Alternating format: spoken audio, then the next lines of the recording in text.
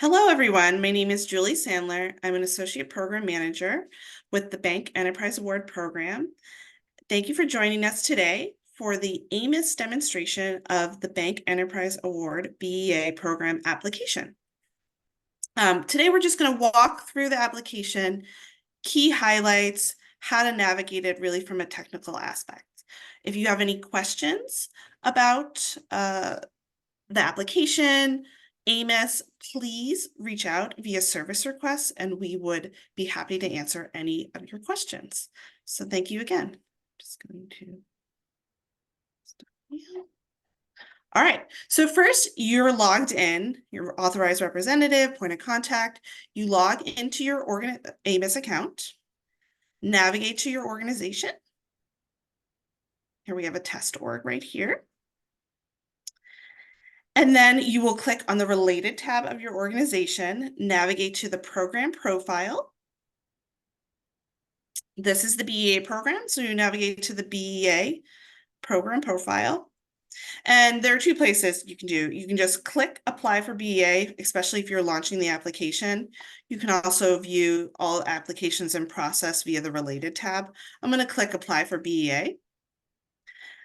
I am resuming my application, but you would get a pop-up, you are starting an application if you're launching a new application. So here we are, we're in the AMIS application. This is the bulk of the work that you will be doing if you're applying for the Bank Enterprise Award Program. This is really what we review and verify and where we really see the activities that you are doing as part of your Bank Enterprise Award Program. So the first piece of it, you can navigate here. Here's the table of contents if you want to jump between sections. A green check mark means everything is saved and completed. And then no green check mark means there's something missing. And all the little zero or dot, you cannot submit your application until every section is complete and saved. So the first piece of the application is linking your SF424. This is something that's completed on grants.gov. It has a separate earlier deadline. This is where you indicate your interest in the award. It takes about 24 hours for it to move from grants.gov to AMIS. So at that time, we encourage you to do this, ensure that everything worked with your SF424 account as soon as possible. So we encourage you to do this right away. And all you will have to do, it's already in here, is search grant, and it will pop up right here. Click save, and you're done. And a very similar process, the next step is the associated Title VI worksheet. The Title VI worksheet is new this year, and it's a worksheet that has to be completed once per calendar year for CDFI Fund award applicants and recipients. So perhaps you have applied for CMF or CDFI NACA, you may have already completed for calendar year 2024, but I know for most of you, you have not. And the Title VI compliance worksheet is completed within AMIS, but not within the AMIS application. So I know that could be a little bit confusing. So please follow the steps in the application guidance, the FAQs. You've also probably received notifications from compliance about how to complete the Title VI worksheet. Once the Title VI worksheet is completed, you will then be able to link it. So in this example, it shows calendar year 2024. That's very important for this year. And you just start by typing in Title VI. And then it will pop up, link, and save. And again, we encourage you to do this earlier so you're not waiting till the end of the application getting a little confused. You missed this piece. It's something you can do today. The next part one of the application, this is your organization information. Most of this information is pre-populated from the organizational detail page of your AMIS account. So if you notice an error, one, see if you can update it. For example, perhaps you are a minority bank. In order to update that, you would update that in your organizational profile, or perhaps your application headquarters are incorrect. You would you can also update that there, but maybe there's an issue with your CDFI certification status. Please reach out to the IT or certification team if you have questions about what should be correct. So what you had to fill out here is your total assets for the call report as of 12/31/2023. And so in this case, we're going to do 300 million.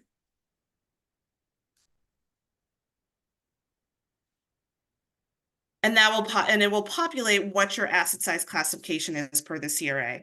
And this is, please review the NOFA to make sure that your asset size aligns with your understanding, your CRA classification. And this also influences your potential estimated award amount. So if I were to add another 0, this would be a large organization. Let's just go with intermediate for today. And then I've also, the other field you have to click is community bank. Also feel free to navigate to these little I buttons, information buttons, and it gives you a little bit of background and context for what to do. Save. So this section is complete. Question 2, pretty straightforward. Make sure you have 3 contacts in AMIS, and you will link them. They should show up right here. Here's linked. Kind of keep going from there. Some of these sections are pretty straightforward. If you have, the guidance should be here. Please also follow along in your AMIS AMIS application instructions on our website. I'll move on to part 2. This is our persistent poverty commitments and projected use of the award. So the persistent poverty commitments this year is what you expect if you receive award, what portion will be deployed within a persistent poverty county. And so if you have questions about, am I working in a persistent poverty county? There's a link right here on our website. It's also linked in the NOFA. You can also use SIMS as a tool to help you distinguish. And so this will be what your commitment will be. Commitment of your award if were you to receive a BEA award. We also here have projected uses of awards and which qualified activity category. Key thing to note, you cannot exceed 15% for direct administrative expenses. Otherwise, a validation error will pop up. So I put 20. And I'm above 100%, as well as I am have 20. The maximum percentage of allowable direct administrative expenses is above the 15%. So I'm going to go back, save, moving forward. Great. So this is where, so table 1, this is where we're really getting into the meat of the application. The baseline period is this year between January 1st, 2022 to December 31st, 2022.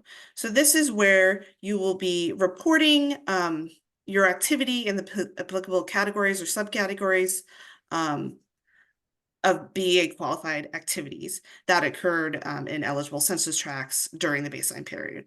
So one thing to note is if you didn't do any or you're not reporting this here, you will have to place 0. We cannot leave any blanks. And you will calculate this. I have kind of completed some of it for you. If you don't do a 0 or a number in any of the fields, you will have a validation error occur. So I'm going to put 1,000, 2,000. Here we go. And now this section is ready to complete. So this influences ultimately your estimated award amount, which is calculated in table 3. And so with that, I'm going to pass it on to my colleague, Michael Fulton, Management and Program Analyst, to walk you through the CSV file upload and the assessment period information. Yes, thank you, Julie. So table 2 is where applicants are able to upload their assessment period transactions via CSV file upload. Important information concerning specific transaction information, what information to provide in the CSV file, eligible activities, etc. They can all be found in the BEA program application instructions document, which is found on the CDFI Fund's public website. So to begin, in order to complete this table, you must first download the CSV file template, which is found at this button on the far left. So I'm going to click this button and it will download a CSV file template, and you can double click to open the file. And it might take a second to open. But once it's open, this is what the CSV file will look like. It's a blank document, and our application instructions will go through in depth of how to fill out all these various columns, as well as the specific information needed for each individual transaction type. And I would just add here, there's help text in the CSV, which tells you kind of what to put in. The CSV file, the formatting isn't always so clear, but definitely make use of the help text from there. Yeah. Yes, and the help text is located on row 4, and if you click on each individual cell, it'll expand out what the help text says. So after you uploaded or inputted all your transactions into that CSV file template, you're now able to upload your transactions. So now we're gonna click the upload transactions button. And from here, you're gonna add the file that you created everything in. So I'm going to select my file, click open, and then you press start to begin the upload.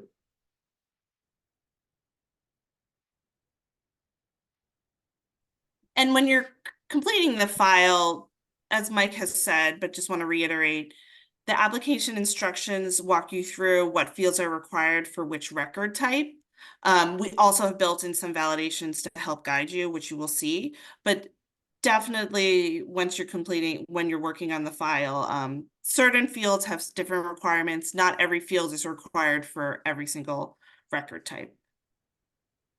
Yes, thank you, Julie. So in the file that I uploaded, I did include some validation errors depending on the certain specific information required for each individual transaction. So in order to fix these errors, you can fix it on this screen. So for this example, the transaction in row 5, the service provided or the borrower or the investee was not included in the CSV file. So here we will just type in the text, and for you, you would have to input the correct information. And you cannot, I do want to point out, you cannot update every single cell. You have to update one cell and then click update field. And then it will update the CSV file, and that looks like it corrected the issue. So moving on, this transaction in row 6, the total dollar value or the amount dispersed, it cannot exceed the loan value. And here I found out that I accidentally inputted an extra 0. So I'm going to delete a 0, and we're going to update the field. Perfect. So that error went away as well. And in this section, it looks like there's 3 errors. However, the main error is stemming from the date of execution. And that's because instead of putting December 31st, 2023, I accidentally inputted December 31st, 2026. And that's causing these other validation errors for the final disbursement and the initial disbursement. So I'm going to simply change this date to 2023, update the field, and all 3 of these errors should go away. And again, in row 19, I forgot to include specific information that's required for that transaction. So in this field, I forgot to put the impact total. So this transaction required an impact total to be entered. So I'm going to input 100, and I'm going to update the field. And now there are no errors, and we are able to upload all the transactions to our application. I do want to point out at this stage, if you discover that you inputted a transaction incorrectly, that you can delete these transactions and then re-upload it. So you delete the transactions, update your CSV file, and then re-upload. So to delete the transactions, you can either clear rows or you can cancel the upload. Both ways will delete all transactions. You make your changes in the CSV file, and then you can begin the upload process again. So for us, we have no more errors, so we can submit these to the application, and it might take a couple seconds. So just be patient.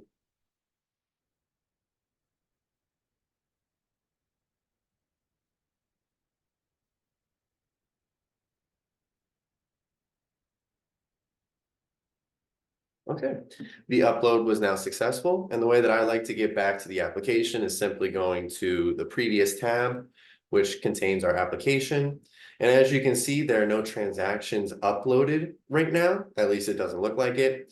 In order to see all the transactions we uploaded, we need to click the Reload Transactions button. And now we can see all the transactions that we uploaded through that CSV file upload portion. And some important items to note. This documentation flag field is very important because this is referencing all the transactions that need documentation to be added into the individual transaction file. So in order to do this, in order to make this a green check mark, we're gonna go into the individual transaction file. And while you're here, you want to make sure that all the information on the transaction detail page is correct and fully accurate. And to upload the supporting documentation, you're going to go to the related tab, and in the notes and attachment section, you're going to upload the supporting documentation. So right now, you can either click the upload files button or you can drag and drop from your files folder. So I'm going to upload the transaction, click done once it's finished uploading. And then we can go back to the application. And again, we're gonna reload transactions. And right now we should see a green check mark populate because we uploaded our transaction supporting documentation. So perfect. Now we have documentation loaded. And the last section I want to cover on table 3 is the BEA qualification status. So this will look at all the information that you inputted from your transaction file, and based on the BEA qualification data set, it'll determine whether or not the address is in a qualified census tract or a not qualified census tract. And I do just want to point out that if it is not in a BEA qualified census tract, then it will not be uploaded to the total award estimate that you will be able to see in table 3. So if it's not qualified, it will not be eligible for a BEA award. And with that, we have finished. Once you uploaded all your supporting documentation, you have all green check marks, you press save, and you will be able to see a green check mark populate on basically this table of content section. For me, I will not go through all the supporting documentation, but now we can move into table 3. So table 3 is a helpful table, which shows the estimated award amounts based on inputs you inputted into table 1 and table 2. And these two tables contain data about your baseline and assessment periods. And for the purposes of this demonstration, I will provide a brief overview of how the table works. However, the application instructions document on the CDFI Funds public website covers in depth how the calculations work based on the specific transaction type, certification status, and also organization size. So here we can see the columns baseline period and assessment period. So the information from the baseline period is coming from table 1. The assessment period information is coming from table 2. And then we'll see a column which shows increase in activity. I'm just going to scroll to the bottom to make it easier to scroll over. You see the increase in activity column. And the way that this field is calculated is by taking the increase from the baseline to the assessment period. So it takes the assessment period and then subtracts the baseline period information. And that's how we get here. It's 100,000 minus 2,000, and that equals 98,000. And then moving forward with the calculation, we take the award percent, and this varies depending on the specific type of transaction, as well as your certification, CDFI certification status. So it multiplies increase in activity by the award percent, and then it is further multiplied by your size priority factor. And this is depending on your organization's total asset size, whether it's small, intermediate, or large. And again, all this information on how the specific transactions or organization types are calculated is found on our application guidance, found on the CDFI Funds public website. And then after you move to the last column, which is our estimated award amounts, And the award amounts are calculated for all these specific categories, such as service activities, distressed community financing activities, as well as the CDFI related activities. And then if you scroll all the way down to the very bottom, it also populates the grand total from these three different categories. So that is table 3 and how that table is calculated. And this is a table with all auto-populated fields. So there's really nothing you need to input in this field, in this table. You just want to ensure that all the information is correct. And once you're done reviewing and making sure everything's correct, you press save. And we should see a green check mark populate. And a green check mark does populate. Okay, so moving on to the last section before you sign and submit your application are all the forms and certifications that you need to fill out. So the first one is starting off with the environmental review form. This one's slightly different than the other forms since these are yes, no questions throughout. And for these questions, if you do input yes to some of the questions, you will be asked to further explain why the selection of yes was populated. And here you'll have the opportunity to input any information that's required. But for the purposes of this demonstration, we'll just select no. We'll go back down and save this file. And a green check mark should appear. And I did keep one open. So all the other forms and certifications, they're basically indicating that the authorized representative must read and acknowledge all the information on this specific form. And once the authorized representative has read it and does agree to it, they select yes and then press save. So now we're done with the forms and certification section. We see all green check marks throughout. And after your application is fully complete, fully accurate, and the authorized representative has confirmed all this information, the authorized representative is now able to read this submission statement and agree to it by selecting this checkbox. And then they're able to submit this application by clicking the submit application button. And with that, I would like to thank everybody for their time and thank you. Thank you, everyone, and good luck with the application.